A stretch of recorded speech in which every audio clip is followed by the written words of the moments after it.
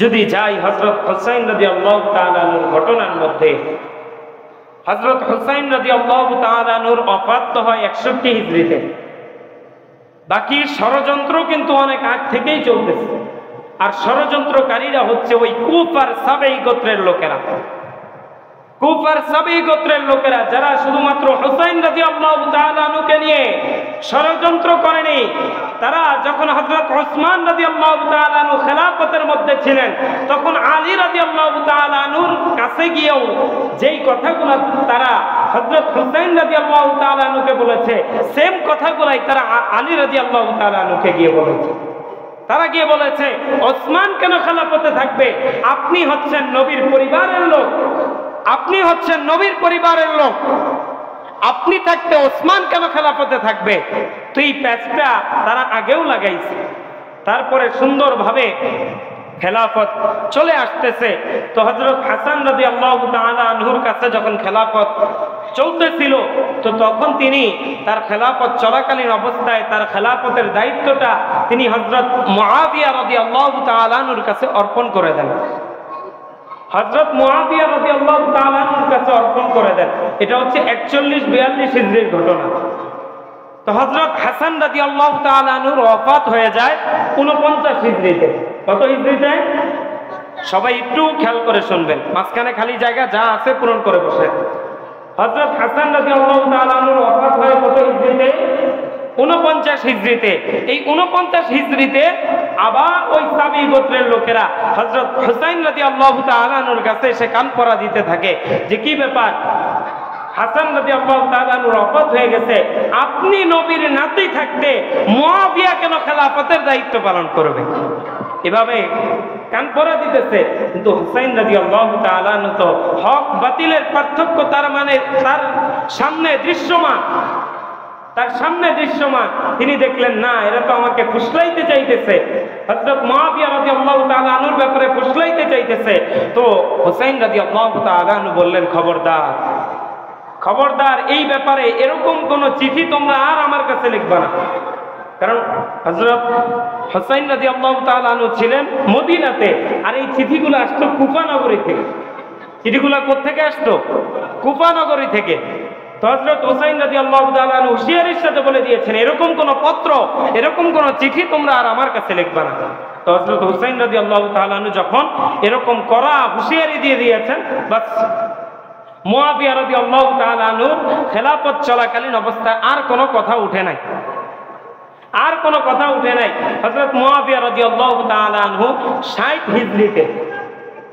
হিজরিতে তিনি মুমূর্ষ রোগে আক্রান্ত, বয়স হয়ে গেছে অনেক, এখন দুনিয়া থেকে চলে যাওয়ার অবস্থা, যে কোনো সময় ওফাত হয়ে যেতে পারে। তো হযরত মুআবিয়া রাদিয়াল্লাহু তাআলা আনহু তিনি তার ভেতর থেকে একটা চিন্তা আসলো যে এই খেলাফতের দায়িত্বটা কাকে দেওয়া যায়, খেলাফতের দায়িত্বটা কাকে দেওয়া যায়। তো তিনি চিন্তা করলেন খেলাফতের দায়িত্বটা তিনি ইয়াজিদকে দিবেন, এটা তিনি নিজে থেকে আত্মস্থ করলেন। তারপরও সাহাবায়ে কেরাম তাবেঈনদেরকে ডাকলেন, ডেকে তাদের সাথে পরামর্শ করলেন যে ইয়াজিদকে খেলাফতের দায়িত্বটা দিলে কেমন হয়। তখনও ইয়াজিদের এই ভয়ঙ্কর খারাপ রূপটা প্রকাশিত হয় নাই। আপনি বর্তমান দিয়া যদি বুঝাই, আপনি দেখবেন নির্বাচনের আগে আগে অনেক খারাপ খারাপ মানুষগুলোর মাথায়ও টুপি চলে আসে। কথা বলেন ঠিক কিনা? যারে দেখলাম সারা জীবন অশ্লীলতার বেহায়াপনার মধ্যে জীবন কাটাইছে, নির্বাচনের আগে আইসা ওই আল্লাহর বান্দা মাথায় একটা টুপি লাগা মিম্বারের পাশে দাঁড়ায় বক্তব্য দেয়। কথা বলেন ঠিক কিনা? তো এই ইয়াজিদের ব্যাপারটাও ছিল সেম। তো সে মনে মনে এটা জানতো যে হয়তোবা তার খেলাফত পাওয়া চান্স আছে। তো সে তার বাবার সামনে ওই সময়কালীন অবস্থায় তার ওই আসল রূপটা সে দেখায় নাই, সে তার আসল রূপটা প্রকাশ করে নাই। তো ওই সময় পর্যন্ত সবাই ইয়াজিদকে ভালোই জানতো, সবাই ইয়াজিদকে ভালোই জানতো, তাকওয়ার দিক দিয়ে না, এমনি তার রাজনৈতিক ব্যাপার বা এমনি সামাজিক কার্যকলাপ দিয়ে তাকে সবাই ভালোই জানতো।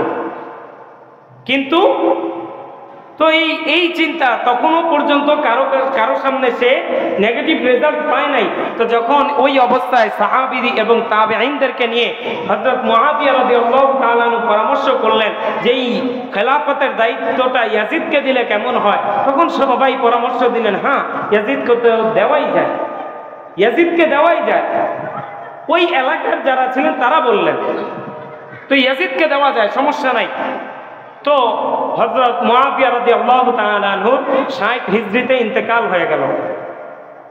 যেদিন ইন্তেকাল হয়েছে ওই দিন আবার ইয়াজিদ ওই এলাকায় ছিল না, সে ভিন্ন একটা জায়গায় ছিল। তো সে ওই জায়গা থেকে আসতে আসতে সে দেখে যে তার বাবার ততক্ষণে দাফন হয়ে গেছে, তার বাবা ততক্ষণে দাফন হয়ে গেছে।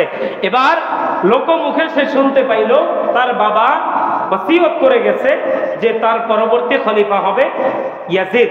তো সে যখন শুনতে পারছে যে সে পরবর্তী খলিফা, তো সে খলিফা হওয়ার পর থেকেই তার দায়িত্ব বিভিন্ন এলাকাগুলোতে পত্র লেখা শুরু করলো, চিঠি লেখা শুরু করলো। এবার হযরত হুসাইন রাদিয়াল্লাহু তাআলা আনহু হচ্ছেন মদিনার মধ্যে, আর এই সিদ্ধান্তটা হয়েছে দামেস্কের মধ্যে, শামের মধ্যে এই সিদ্ধান্ত হয়েছে, সিরিয়ার দামেস্কের মধ্যে এই সিদ্ধান্ত হয়েছে। তো যখন হযরত হুসাইন রাদিয়াল্লাহু তাআলা আনহুর কানে এই জিনিসটা আসলো যে হযরত মুআবিয়া রাদিয়াল্লাহু তাআলা আনহু তারই ছেলে ইয়াজিদকে তার খেলাফতের দায়িত্ব অর্পণ করেছেন, তার কাছে জিনিসটা মানে যথাযথ যোগ্য জিনিস মনে হইল না, যথাযথ সঠিক মনে হলো না। কারণ হযরত হুসাইন রাদিয়াল্লাহু তাআলা আনহুর যুক্তি হচ্ছে যে যেই পন্থাটা শুরু হয়েছে যে মুআবিয়া রাদিয়াল্লাহু তাআলা আনহু তার ছেলেকে খেলাফতের দায়িত্ব অর্পণ করলেন, তো এই পন্থাটা যদি চালু থাকে তাহলে ভবিষ্যতে দেখা যাবে ইয়াজিদ খলিফা থাকবে, সেও চিন্তা করবে তার সন্তানকে সে খেলাফতের দায়িত্ব দিবে, তার সন্তান চিন্তা করবে তার সন্তানকে দিবে, এরকম বাপ ছেলে করতে করতে করতে করতে তাহলে আর দেখা যাবে যে একটা সময় অযোগ্যর কাঁধে অযোগ্যর হাতে খেলাফতের দায়িত্ব চলে আসে। এজন্য হুসাইন রাদিয়াল্লাহু তাআলা এই ভয় করেছেন, এই ভয় করেছেন। এজন্য আমি এই জায়গা থেকে একটা কথা বলতে চাই, পিতা আর সন্তানের হিসাব করে আমরা কোনো কিছু ভাগ বাটোয়ারা করব না, আমরা মেধাকে মূল্যায়ন করব, মেধাকে মূল্যায়ন করব। কারণ এই সিস্টেমটা যদি চালু থাকে যে আমার সন্তান আমার পরে পাবে, পীরদের ক্ষেত্রেও যদি এই সিস্টেম থাকে যে আমার পরে আমার সাহেবজাদা পীর হবে, আমার পরে আমার সাহেবজাদা পীর হবে, এই ধারাবাহিকতা চালু থাকলে একটা সময় দেখা যাবে এই জিনিসটাই ভয়ঙ্কর আকারে রূপান্তরিত হয়ে যায়। কথা বলেন ঠিক কিনা? তো হযরত হুসাইন রাদিয়াল্লাহু তাআলা একই জিনিসকে ভয় পেয়েছেন যে এই পন্থা যদি চালু থাকে একটা সময় খেলাফতের দায়িত্ব অযোগ্যদের হাতে চলে যাবে। এজন্য তিনি ইয়াজিদকে খলিফা হিসেবে মানেন নাই, ইয়াজিদকে খলিফা হিসেবে মানেন নাই। তো ওই সময়কালীন বসরার মধ্যে গভর্নর ছিল উবাইদুল্লাহ ইবনে জিয়াদ, আর কুফার মধ্যে গভর্নর ছিল নুমান ইবনে বাশির, আর মদিনার মধ্যে গভর্নর ছিল ওয়ালিদ ইবনে উতবা। তো ইয়াজিদ সে কি করলো, সে সব জায়গায় পত্র পাঠিয়ে দিল যে সব গভর্নররা যাতে ইয়াজিদের পক্ষে সবার থেকে বায়াত নিয়ে নেয়, সবার থেকে বায়াত নিয়ে নেয়। এবং এবার মদিনার মধ্যে গভর্নর হচ্ছে ওয়ালিদ ইবনে উতবা, তাকেও পত্র পাঠাইলো যে যারা আছে সবার থেকে বায়াত নিয়ে নাও। এবার ওয়ালিদ ইবনে উতবা ইয়াজিদের কাছে চিঠি লিখলো যে সবাই তো বায়াত নিয়ে নিয়েছে, কিন্তু 5 জন সাহাবী আছে যারা আপনার পক্ষে বায়াত নিতে চায় না। 5 জনের নাম, প্রথমত হযরত হুসাইন রাদিয়াল্লাহু তাআলা আনহু, দ্বিতীয় নম্বর হযরত আব্দুল্লাহ ইবনে আব্বাস, তৃতীয় নম্বর হযরত আব্দুল্লাহ ইবনে ওমর, 4 নম্বর হযরত আব্দুল্লাহ ইবনে জুবাইর, 5 নম্বর হযরত আব্দুর রহমান ইবনে আবু বকর, অর্থাৎ আবু বকর রাদিয়াল্লাহু তাআলা আনহুর ছেলে হযরত আব্দুর রহমান রাদিয়াল্লাহু তাআলা। তারা ইয়াজিদের পক্ষে বায়াত নিতে চায় না, তারা ওই যুক্তির উপরে আছে যে এই পন্থা যদি চালু থাকে ভবিষ্যতে অযোগ্যদের হাতে ক্ষমতা চলে যাবে, সুতরাং এই পন্থা আমরা চালু হতে দিব না। এবার ইয়াজিদের কাছে যখন এই খবর গেল, ইয়াজিদ সে কি করলো, সে 5 জন সাহাবীকে বলল যে আপনারা যারা আছেন সবাই তো বায়াত নিয়ে নিয়েছেন, কিন্তু 5 জন সাহাবী আছে যারা আপনার পক্ষে বায়াত নিতে চায় না। এবার ইয়াজিদের কাছে যখন এই খবর গেল, ইয়াজিদ ওয়ালিদ ইবনে উতবা কাছে পত্র লিখতে থাকলো, আর এদিক দিয়ে আবার হুসাইন রাদিয়াল্লাহু তাআলা আনহুর ওই কুফার মুনাফিক মার্কা মুসলমানরা, ওই শিয়া সম্প্রদায়েরা হযরত হুসাইন রাদিয়াল্লাহু তাআলা আনহুর কাছে পত্র লিখতে থাকলো যে আমরা ইয়াজিদকে খলিফা হিসেবে মানতে চাই না, আমরা আপনাকে খলিফা হিসেবে পাইতে চাই। আপনি নবীর নাতি, দুনিয়ায় থাকা অবস্থায় ইয়াজিদকে আমরা খলিফা হিসেবে মানব না। তো হযরত হুসাইন রাদিয়াল্লাহু তাআলা আনহুর মন ছিল নরম, তিনি সরল সোজা মানুষ ছিলেন। তো তিনি ওই কুফাবাসীদের এই চক্রান্ত আর ষড়যন্ত্র বুঝতে পারেন নাই। তো তিনি তাদের এই আবেগ দেখে তিনিও আপ্লুত হয়ে গেলেন। তিনিও চিন্তা করলেন যে তারা আমাকে খেলাফতের দায়িত্ব অর্পণ করতে চায়, তো তাদের কাছে যাওয়া দরকার। তো তিনি এরই মধ্যে তিনি আগে মক্কা যাওয়ার সিদ্ধান্ত নিলেন। মদিনায় ছিলেন, মক্কা যাওয়ার সিদ্ধান্ত নিলেন। কারণ হচ্ছে ওই অবস্থায় মদিনায় থাকার মতো অবস্থা ছিল না। যেই কথা বললাম, ইয়াজিদের কাছে খবর যাওয়ার পর ইয়াজিদ ওয়ালিদ ইবনে উতবা, যিনি মদিনার গভর্নর, এই ওয়ালিদ ইবনে উতবার কাছে তিনি পত্র লিখলেন এই মর্মে যে এই পাঁচজনকে যে কোনো ভাবেই হোক আমার পক্ষে বায়াত গ্রহণ করাও, যদি তারা বায়াত গ্রহণ করতে না চায় তাদেরকে গ্রেফতার করে ফেলো, তাদেরকে গ্রেফতার করে ফেলো। কারণ ইয়াজিদও জানতো সারা দুনিয়ার মানুষ যদি আমার পক্ষে বায়াত গ্রহণ করেও ফেলে, এই পাঁচজন সাহাবী যদি আমার পক্ষে বায়াত গ্রহণ না করে, আমার ওই খেলাফতের দায়িত্বে, আমার এই নেতৃত্বের কোনো অবস্থানই থাকবে না, কোনো ভ্যালুই থাকবে না, কোনো মূল্যই থাকবে না। এবার যখন এই পাঁচজনের উপর গ্রেফতারি পরোয়ানা জারি হয়ে গেল, হুসাইন রাদিয়াল্লাহু তাআলা আনহু বুঝতেছেন যে অবস্থা বেশি একটা ভালো না। হুসাইন রাদিয়াল্লাহু তাআলা আনহু তিনি রওনা করতে চাইলেন মক্কার দিকে। এবার হুসাইন রাদিয়াল্লাহু তাআলা আনহুকে আব্দুল্লাহ ইবনে ওমর, আব্দুল্লাহ ইবনে জুবাইর, আব্দুল্লাহ ইবনে আব্বাস, আব্দুর রহমান ইবনে আবি বকর তারা ধরলেন যে আপনি কই যাইতেছেন, কোথায় যাচ্ছেন আপনি? তো তখন হুসাইন রাদিয়াল্লাহু তাআলা আনহু বললেন আমি মক্কায় যাইতেছি। তো তখন আব্দুল্লাহ ইবনে ওমর রাদিয়াল্লাহু তাআলা আনহু বলতেছেন আপনি কি আসলেই মক্কা যাচ্ছেন, আর অন্য কোথায় যাওয়ার নিয়ত নাই তো আপনার? এবার হুসাইন রাদিয়াল্লাহু তাআলা আনহু বলতেছেন আপাতত মক্কায় যাচ্ছি, বাকিটা পরে দেখা যাবে। এবার সবাই নিষেধ করলো, দয়া করে আপনি ওই কুফাবাসীদের ওই ষড়যন্ত্রের ডাকে আপনি সাড়া দিয়েন না। আপনি চিন্তা করে দেখেন, এরা আপনার বাবাকে নিয়েও ষড়যন্ত্র করেছিল, আপনি এই ফাঁদে পাড়া দিয়েন না। তো হযরত হুসাইন রাদিয়াল্লাহু তাআলা আনহু বললেন যে ঠিক আছে, আমি আপাতত ওদিক যাব না, আমি আপাতত মক্কায় যাব, পরে বাকি পরেরটা পরে সিদ্ধান্ত নিব। কিন্তু হযরত আব্দুল্লাহ ইবনে ওমর রাদিয়াল্লাহু তাআলা আনহুর মনে কেন জানি বারবার একটা খুঁতখুঁতি লেগেই যাচ্ছে। মানে হযরত আব্দুল্লাহ ইবনে ওমর রাদিয়াল্লাহু তাআলা আনহুর কেন জানি বারবার মনে হচ্ছে হুসাইনের সাথে বুঝি আমার আর দেখা হবে না, হুসাইনের সাথে বুঝি আমার এটাই শেষ দেখা, হুসাইনের সাথে বুঝি আমার আর দেখা হবে না। হযরত আব্দুল্লাহ ইবনে ওমর রাদিয়াল্লাহু তাআলা আনহু হুসাইনকে বুকে জড়ায়া অনেকক্ষণ বুকে জড়ায় কান্না করছেন, আর বারবার ডাক দিয়ে বলছেন ও শহীদ, তুমি কুফায় যাও না, তুমি কুফায় যাও না, তুমি মক্কায় যাও না। হুসাইন বলে ডাক দেন নাই, কি ডাক দিচ্ছেন? শহীদ বলে ডাক দিচ্ছেন। কেন? ওই যে বললাম আব্দুল্লাহ ইবনে ওমরের মাঝে বারবার এই খুঁতখুঁতিটা কাজ করতেছে, হুসাইনের সাথে মনে হয় আর দেখা হবে না, হুসাইন বুঝি শাহাদাতের দিকে আগায় যেতেছে। তো হযরত হুসাইন রাদিয়াল্লাহু তাআলা আনহু মক্কায় চলে গেলেন। মক্কায় যাওয়ার পর এবার এদিক দিয়ে মদিনায় আর বাকি যে চারজন ছিল, ওনারা ইয়াজিদের এই সমস্ত ভয়াবহতা দেখে ইয়াজিদের পক্ষে তারা বায়াত গ্রহণ করে ফেলেছে। ইয়াজিদের পক্ষে না পারতে বাধ্য হয়ে তারা বায়াত গ্রহণ করে ফেলেছে। আর ওদিকে মক্কা যাওয়ার পর হযরত হুসাইন রাদিয়াল্লাহু তাআলা আনহুর কাছে আরো চিঠি আসতে লাগলো, আরো চিঠি আসতে লাগলো। এবার হুসাইন রাদিয়াল্লাহু তাআলা আনহু চিন্তা করলেন যে এত চিঠি আসতেছে, বলতেছে তারা এইভাবে চিঠি পাঠাইতেছে যে আমরা 1 লাখ মানুষ আপনার হাতে বায়াত গ্রহণ করার জন্য তৈরি আছি, আপনি যদি আমাদেরকে আপনার পক্ষে বায়াত গ্রহণ না করান, কিয়ামতের দিন আল্লাহর কাছে দাবিদার থাকবেন, আপনি আল্লাহর কাছে বিচার থাকবে আপনার জন্য। এইভাবে তারা বলতেছে। তো হযরত হুসাইন রাদিয়াল্লাহু তাআলা আনহু চিন্তা করলেন, না লোকগুলো মনে হয় আসলেই আমার কাছে বায়াত গ্রহণ করতে চায়। এই চিন্তা করে তিনি যাচাই করার জন্য আগে তার চাচাতো ভাই মুসলিম ইবনে আকিল, নাম কি? মুসলিম ইবনে আকিলকে পাঠাইলেন, যাও তুমি একটু কুফায় যাও, কুফায় গিয়ে যদি দেখো যে তারা আমার বায়াত গ্রহণ করতে চায়, তাহলে তাদেরকে গিয়ে বলবা আমি হুসাইন রাদিয়াল্লাহু তাআলা আনহুর পক্ষ থেকে গভর্নর হিসাবে এসেছি হুসাইন রাদিয়াল্লাহু তাআলা আনহুর পক্ষে তোমাদের বায়াত গ্রহণ করার জন্য।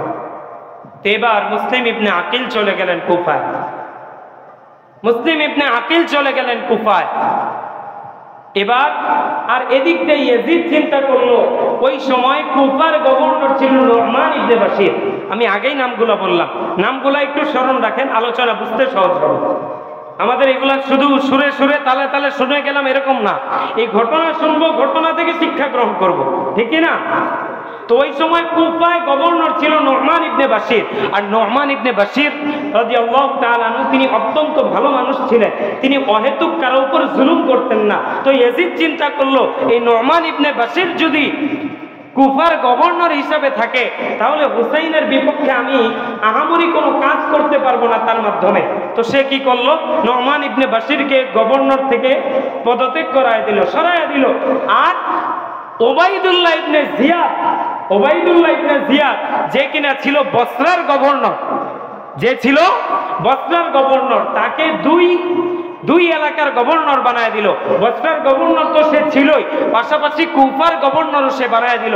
আর ওবাইদুল্লাহ ইবনে জিয়াদের ব্যাপারে কি কথা বলা হয়, সে আগে থেকেই স্বৈরাচার ছিল, আগের থেকেই উগ্রবাদী ছিল, আগের থেকেই সন্ত্রাসমূলক কাজ তার দ্বারা হয়েছে। এজন্য ইয়াজিদ তাকে কুফায় আইনা দাঁড় করাইছে, কারণ তার মধ্যে কোনো মায়া কাজ করতো না, এজন্য ইয়াজিদ তার মাধ্যমে কাজ করাইছে। তো ওবাইদুল্লাহ ইবনে জিয়াদকে যখন নিয়ে আসছে, আমি সংক্ষেপে আগায় যাইতেছি, ওবাইদুল্লাহ ইবনে জিয়াদকে গভর্নর বানাইলো। এবার এদিকে মুসলিম ইবনে আকিল কুফায় চলে আসছে। কুফায় চলে আসার পর কুফাবাসীকে সে ডাক দিয়ে বলতেছে, আমি হুসাইনের পক্ষ থেকে তোমাদের বায়াত গ্রহণ করতে আসছি।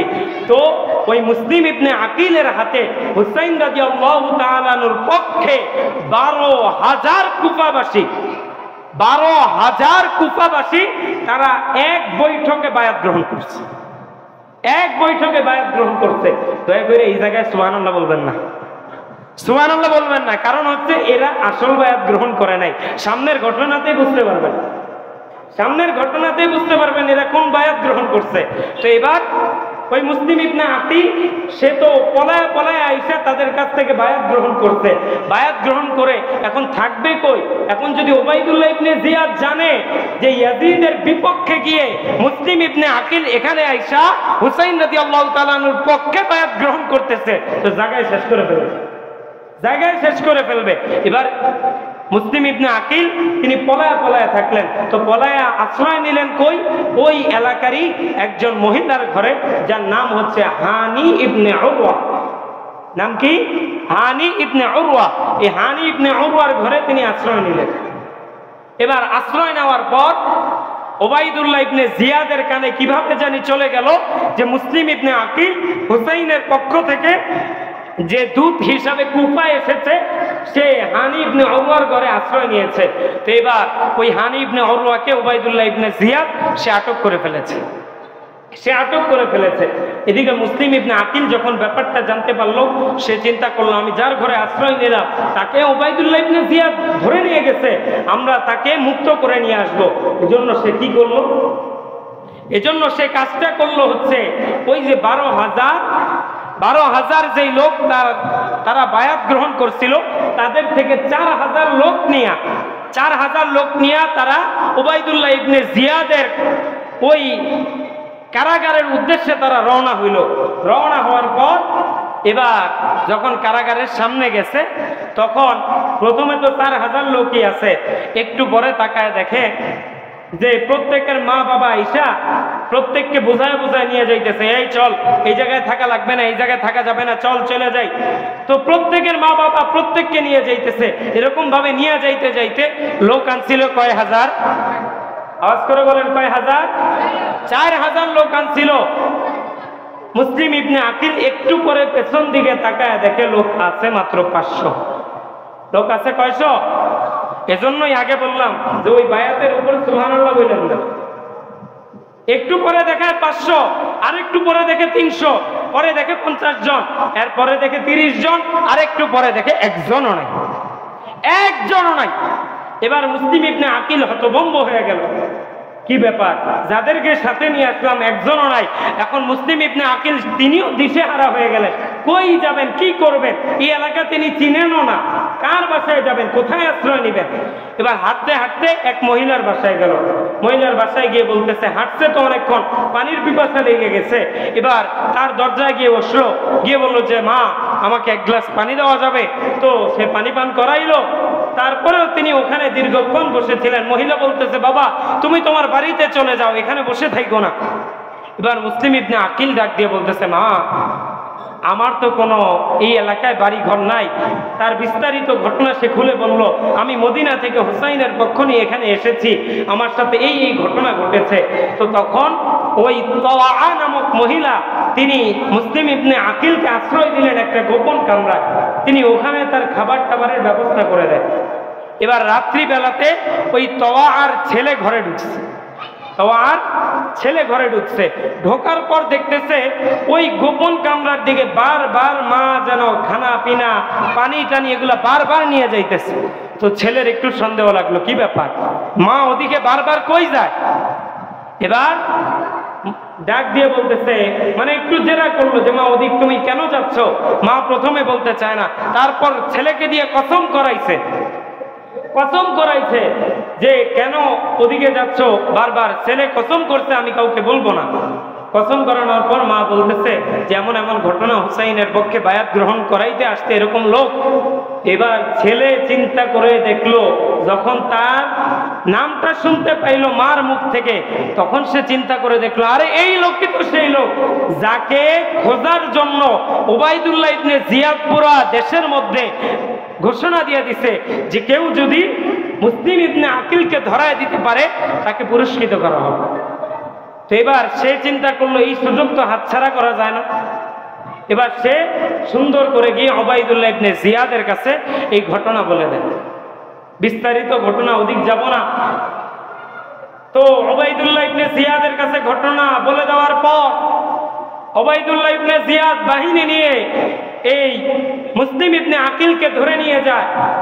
ধরে নিয়ে যাওয়ার সময় মুসলিম ইবনে আকিল আফসোস করে বলতেছেন, হায় আফসোস, আমি তো বুঝি নাই কুফাবাসীর আচরণ এমন হবে। আমার হাতে যখন তারা বায়াত গ্রহণ করেছিল, আমি তো মনে করেছিলাম যে এই কুফাবাসীরা মনে হয় বড়ই ভালো, হুসাইন রাদিয়াল্লাহু তাআলা আনহুকে তারা বড়ই ভালোবাসে। এটা মনে করে আমি হুসাইন রাদিয়াল্লাহু তাআলা আনহুকে এই চিঠিও লিখে দিয়েছি যে আপনি নিরাপদে এখানে আসতে পারেন, এখানের মানুষরা আসলেই আপনার কাছে বায়াত গ্রহণ করতে চায়। আর ওই চিঠি পেয়ে ওই সময় পর্যন্ত, ওই সময়ের মধ্যে হুসাইন রাদিয়াল্লাহু তাআলা আনহু অলরেডি তার পরিবার নিয়ে রওনা হয়েও গেছেন। এবার মুসলিম ইবনে আকিল ডাক দিয়ে বলতেছে, মুহাম্মদ ইবনে আল আশআস তাকে ডাক দিয়ে বলতেছে, যদি তুমি পারো জরুরি ভাবে, ইমার্জেন্সি ভাবে হুসাইন রাদিয়াল্লাহু তাআলা আনহুকে একটা চিঠি লেখো, যে এই চিঠি লেখো তিনি যাতে আর সামনে না আগান, তিনি যতটুকু আসতেন তিনি যাতে ফিরে যান, এদিকে এই কথা বলে ওবাইদুল্লাহ ইবনে জিয়াদ তো মুসলিম ইবনে আকিলকে তিনি নিয়ে গেলেন। নিয়ে গিয়ে তার যেই গভর্নিং যেই হাউস ছিল, ওই হাউসের উপর থেকে তাকে ধাক্কা মেরে নিচে ফেলে দিয়ে রক্তাক্ত করে তাকে মেরে ফেলেছে। শেষ, মুসলিম ইবনে আকিল শেষ। এদিকে হুসাইন রাদিয়াল্লাহু তাআলা আনহু রওনা দিছেন। ওই যে চিঠি তার কাছে লেখা হয়েছে, ওই চিঠি তার কাছে পৌঁছতে পৌঁছতে তিনি ততক্ষণে ইরাকের কাছাকাছি চলে আসছে। কোন জায়গার কাছাকাছি চলে আসছে? ইরাকের কাছাকাছি চলে আসছে। এবার ইরাকের কাছাকাছি যখন চলে আসছে, ওবাইদুল্লাহ ইবনে জিয়াদের কানে খবরটা গেল যে হুসাইন রাদিয়াল্লাহু তাআলা আনহু ইরাকের কাছাকাছি চলে আসছে। এবার ওবাইদুল্লাহ ইবনে জিয়াদ একটা বাহিনী পাঠাইলো, বাহিনীর প্রধান বানায় পাঠাইলো ওমর ইবনে সাআদকে, এবং আরো পাঠাইলো সীমারকে। চিনেননি? সীমারকে চিনেন? সীমার হচ্ছে ওই মানুষগুলোর মধ্যে একজন যারা হুসাইন রাদিয়াল্লাহু তাআলা আনহুর উপর আক্রমণ করেছিল, সামনে বলতেছে। তো এবার ওমর ইবনে সাদ এবং সীমারকে সহ আরো বিরাট বড় বাহিনী দিয়ে হুসাইন রাদিয়াল্লাহু তাআলা আনহুর কাছে পাঠাইলো।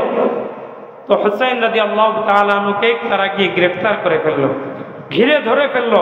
হুসাইন রাদিয়াল্লাহু তাআলা আনহু ঘিরে ধরার পর হুসাইন রাদিয়াল্লাহু তাআলা আনহু ডাক দিয়ে বলতেছেন, দেখো আমি কোনো দ্বন্দ্ব ফাসাদ করার জন্য এখানে আসি নাই, আমি কোনো যুদ্ধ করার জন্য আসি নাই, তোমাদের সাথে লড়াই করার জন্য আসি নাই।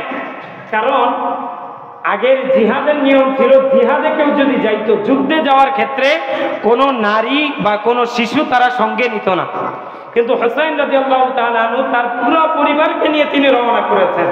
সুতরাং এখান থেকে বোঝা যায় তার কোনো দ্বন্দ্ব ফাসাদ লড়াই করা তার উদ্দেশ্য ছিল। তো এবার তিনি তাকে যখন ঘিরে ধরে ফেলেছে, তাকে যখন গ্রেফতার করে ফেলেছে, হুসাইন রাদিয়াল্লাহু তাআলা আনহু বলতেছেন যে দেখো আমাকে ইয়াজিদের কাছে যাইতে দাও, আমি ইয়াজিদের কাছে যাই, আমি ইয়াজিদের কাছে গিয়ে নিজে গিয়ে কথা বলে তার কাছে আমি বায়াত গ্রহণ করব, সমস্যা নাই, আমি ইয়াজিদের কাছে বায়াত গ্রহণ করব, আমাকে ইয়াজিদের কাছে যাইতে দাও। এখন এই বাহিনী এত মারাত্মক আর নিকৃষ্ট মানের বাহিনী, এত বেহায়া মার্কা বাহিনী, এত ভয়ঙ্কর রূপী প্রাণী মার্কা বাহিনী, তারা ছাড়ে নাই হুসাইন রাদিয়াল্লাহু তাআলা আনহুকে, তারা ছাড়ে নাই। এবার যখন ছাড়তেছে না, হুসাইন রাদিয়াল্লাহু তাআলা আনহু তিনটা প্রস্তাব তাদের কাছে পেশ করলেন। কয়টা? আওয়াজ করে বলেন কয়টা? এক হচ্ছে আমাকে হয়তো ইয়াজিদের কাছে যাইতে দাও, দ্বিতীয় নম্বর হচ্ছে নয়তো আমাকে মক্কায় ফিরে যাইতে দাও, আর তৃতীয় নম্বর প্রস্তাব হচ্ছে আমাকে কোনো এক ইসলামী রাষ্ট্রে, মুসলমানদের কোনো এক রাষ্ট্রে আমাকে যাইতে দাও, ওখানে আমি সাধারণ মুসলমানের মতো জীবনযাপন করব। এই তিনটা প্রস্তাবের কোনো একটা গ্রহণ করো তোমরা। এবার ওমর ইবনে সাদ যাকে প্রতিনিধি বানায় ওই গ্রেফতার করার জন্য পাঠাইছে, ওই ওমর ইবনে সাদ উবাইদুল্লাহ ইবনে জিয়াদের কাছে পত্র লিখলো যে হুসাইন রাদিয়াল্লাহু তাআলা আনহু তো এরকম বলতেছে। তো যখন এরকম কথা শুনলো, উবাইদুল্লাহ ইবনে জিয়াদের মনটাও একটু নরম হয়েছে। সে চিন্তা করলো যেহেতু তিনটা অপশন দিচ্ছে, সে যেহেতু দিয়েছে, তো এখানে আমাদের তো কোনো রক্ত ঝরানোর কোনো দরকার নাই, তো এই তিনটা অপশন থেকে যে কোনো একটা আমরা গ্রহণ করলেই পারি। এবার এই সিদ্ধান্ত উবাইদুল্লাহ ইবনে জিয়াদ নিল। এর মাঝখানে আবার ওই শয়তান সীমা সে উবাইদুল্লাহ ইবনে জিয়াদের কাছে উস্কায় দিয়ে বলতেছে, আরে মিয়া আপনি চিন্তা করতেছেন যে এই তিনটা অপশন থেকে কোনো একটা অপশন নিয়ে হুসাইনকে বাঁচাই দিবেন, এই যে শিকারটা আপনি হাতে ধরছেন, এই শিকারটা যদি ছুঁইটা যায় আর কখনো এই শিকারটা ধরতে পারবেন? সীমার উবাইদুল্লাহ ইবনে জিয়াদের কাছে এই পত্র পাঠায়। উবাইদুল্লাহ ইবনে জিয়াদ, আগেও বললাম, উবাইদুল্লাহ ইবনে জিয়াদ আগে থেকেই স্বৈরাচার রূপী ছিল, আগে থেকেই উগ্র ছিল। যখন সীমার আরো তাকে উস্কায় দিল, তখন সে বলল আসলে তো কথাটা তো বাস্তব, সে যদি আমাদের হাত থেকে হাতছাড়া হয়ে যায় আমরা তো আর তাকে ধরতে পারবো না। তো এবার উবাইদুল্লাহ ইবনে জিয়াদ ঘোষণা দিল তাকে গ্রেফতার করে ফেলো। এরই মাঝে ওই যে তিনটা অপশনের একটা অপশন গ্রহণ করে ওই উবাইদুল্লাহ ইবনে জিয়াদ মাঝখানে পারমিশন দিয়ে ফেলেছিল যে যাও একে ইয়াজিদের কাছে যাইতে দাও, হুসাইন রাদিয়াল্লাহু তাআলা আনহু যেই জায়গায় ছিলেন ওই জায়গায় থেকেও ইয়াজিদের কাছে যাওয়া পর্যন্ত 18-19 দিনের পর এরই মাঝখানে আবার সিদ্ধান্ত পরিবর্তন হইল সীমারের কথা শুনে যে হুসাইন রাদিয়াল্লাহু তাআলা আনহুকে গ্রেফতার করে ফেলো। ও হুসাইন রাদিয়াল্লাহু তাআলা আনহু চলতেছেন, 5 দিন মাত্র চলছেন। 5 দিনে 45 মাইল 72.5 কিলোমিটার, 45 মাইল 72.5 কিলোমিটার পথ তিনি অতিক্রম করে কারবালার ময়দানে 9 মুহররম তিনি উপস্থিত হয়েছেন।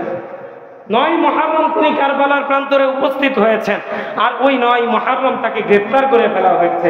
তিনি সেখানে তাবু গাড়লেন, তাবু গেড়ে সেখানে রাত্রি যাপন করলেন। এই রাত্রি যাপনের সময় সকালবেলা উঠে হযরত হুসাইন রাদিয়াল্লাহু তাআলা আনহু তার বোনকে বললেন যে বোন, আমি আজকের স্বপ্নের মধ্যে অনেক কিছু বিষয় আমি দেখতে পাইলাম, তো তার বোন জেরা করতেছে, কি কি বিষয় আপনি দেখতে পাইলেন একটু বলেন। হুসাইন রাদিয়াল্লাহু তাআলা আনহু বলতে চায় না, হুসাইন রাদিয়াল্লাহু তাআলা আনহু বলতে চায় না। এবার তার বোন আবার বলতেছে, ভাই কি হয়েছে আমাকে বলেন। হুসাইন রাদিয়াল্লাহু তাআলা আনহু বলতেছেন যে আমি স্বপ্নে দেখলাম অচিরেই আমি আমার নানার সাথে সাক্ষাৎ করব। সুবহানাল্লাহ বলেন। আমি অচিরেই আমার নানার সাথে সাক্ষাৎ করব। এবার হুসাইন রাদিয়াল্লাহু তাআলা আনহু ফজরের নামাজের সময় হয়েছে, ওই কারবালার প্রান্তরে দাঁড়ায় হযরত হুসাইন রাদিয়াল্লাহু তাআলা আনহু নামাজের ইমামতি করলেন। কোন কোন ইতিহাসবিদদের মতে ওই বিরোধী দলের যারা ছিল, ইয়াজিদ বাহিনী যারা ছিল, তারাও হযরত হুসাইন রাদিয়াল্লাহু তাআলা আনহুর পিছনে দাঁড়ায়া ওই কারবালার প্রান্তরে নামাজ আদায় করছে। নামাজ আদায় করার পর হযরত হুসাইন রাদিয়াল্লাহু তাআলা আনহুর বিরুদ্ধে তারা যুদ্ধ ঘোষণা করছে। হুসাইন রাদিয়াল্লাহু তাআলা আনহুর বিরুদ্ধে যুদ্ধ ঘোষণা করার পর যখন যুদ্ধ ঘোষণা করছে, ওই যুদ্ধের দলের মধ্যে, বিরোধী দলের মধ্যে একজন মানুষ ছিল, হুর ইবনে জিয়াদ তার নাম। হুর ইবনে জিয়াদ তাকায় দেখে যুদ্ধ ঘোষণা করা হয়েছে কার সাথে? নবীর নাতির সাথে। হুর ইবনে জিয়াদ ঘোষণা দিল, কি ব্যাপার, তোমাদের কি হয়ে গেল, তোমরা নবীর নাতির সাথে যুদ্ধ ঘোষণা করতেছো? খবরদার খবরদার, তোমরা এরূপ কাজ করো না। এবার হুর ইবনে জিয়াদ সহ আরো কয়েকজন লোক, তারা ওই ইয়াজিদ বাহিনীর লোক থেকে সরে গিয়ে তারা হুসাইনের বাহিনীর লোকের সাথে যোগ দিল। এবার হুর ইবনে জিয়াদ তারা সহ হুসাইন রাদিয়াল্লাহু তাআলা আনহু যুদ্ধ শুরু করলেন। একে একে ইয়াজিদ বাহিনীর লোকেরা তারা একে একে হুসাইন রাদিয়াল্লাহু তাআলা আনহুর পরিবারের প্রত্যেকটা সদস্যকে নিহত করে ফেললো এবং তার বাহিনীর প্রত্যেকটা সদস্যকে নিহত করে ফেললো। একটা পর্যায়ে গিয়ে দেখলেন হুসাইন রাদিয়াল্লাহু তাআলা আনহু আর কেউ নাই তার আশপাশে, কিন্তু হুসাইন রাদিয়াল্লাহু তাআলা আনহু তখন একা যুদ্ধ করতেছিলেন, কিন্তু তাকে দেখে মনে হচ্ছিল 40 জন যোদ্ধার শক্তি হুসাইন রাদিয়াল্লাহু তাআলা আনহুর গায়ে যেন আল্লাহ ঢেলে দিয়েছেন। চিল্লায়া বলেন সুবহানাল্লাহ। হুসাইন রাদিয়াল্লাহু তাআলা আনহু সামনে যাইতেছেন আর কাঁপতেছেন, সামনে যাইতেছেন আর কাঁপতেছেন। একটা পর্যায়ে তিনি পিপাসায় কাতর হয়ে গেছেন, তিনি নিস্তেজ হয়ে গেছেন, আর পারতেছেন না। তিনি একটা পর্যায়ে একটা জায়গায় বসে গেছেন। এখন ওই ইয়াজিদ বাহিনী তো তারা ঘিরে আছে, এখন তাদের মধ্যে কারো সাহস হয় না তারা নবীর নাতি হুসাইনের উপর তলোয়ার চালাবে, কারো সাহস হয় না। একজন আরেকজনের ঠেলে, তুমি যাও, তুমি মারো, তুমি যাও, তুমি মারো। এবার ওই যে শয়তান সীমারের কথা বললাম, এ যখন পরিস্থিতি দেখতেছে একজন আরেকজনের সাথে ঠেলাঠেলি লাগাইছে, তো সে বলতেছে, কি ব্যাপার, তোমাদের কি হয়ে গেল, তোমরা দুশমনের গায়ে আঘাত দিতে দ্বিধাবোধ কেন করছো? এই কথা যখন বলছে, এই সীমারের কথা শুনে আরেকটা লোক ছিল, তার নাম হচ্ছে সিনান। তার নাম কি? সিনান। এবার দুইজনে মিলে একজনে বর্ষার আঘাত করতেছে, আরেকজনে তরবারির আঘাত করতেছে। একজনে বর্ষার আঘাত করতেছে, আরেকজনে তরবারির আঘাত করতেছে। দুইজনে দুই দিক দিয়ে দুই জিনিসের আঘাত দিয়ে হযরত হুসাইন রাদিয়াল্লাহু তাআলা আনহুর কল্লাকে তার শরীর থেকে দ্বিখণ্ডিত করে দিল। চিল্লায়া বলেন নাউজুবিল্লাহ। তো হুসাইন রাদিয়াল্লাহু তাআলা আনহুর কল্লাকে দ্বিখণ্ডিত করে তারা ওখানে ঈদের মতো উল্লাস তারা যাপন করতেছে। এত কিছু হওয়ার পরও আজকে আমাদের সমাজের মধ্যে ইয়াজিদি কিছু মৌলভী পাওয়া যায়, যারা এই সময় আইসা ইয়াজিদের পক্ষে গান গায় যে ইয়াজিদকে ফাসিক বলা যাবে না, ইয়াজিদকে পাপাচার বলা যাবে না, ইয়াজিদকে ইয়াজিদ রহমতুল্লাহি আলাইহি বলে। ওই সমস্ত মানুষগুলোর প্রতি আমার বড়ই দুঃখ হয়।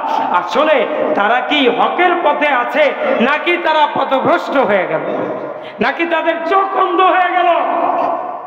হুসাইন রাদিয়াল্লাহু তাআলা আনহু তার জীবনের আগের মুহূর্তটা পর্যন্ত তিনি হকের উপরে ছিলেন, এজন্য প্রিয় উপস্থিতি, আজকের আমার শেষ পয়গাম হচ্ছে, জীবনে যতক্ষণ বেঁচে থাকবেন হকের উপর থাকবেন ইনশাআল্লাহ, হকের উপর থাকবেন ইনশাআল্লাহ।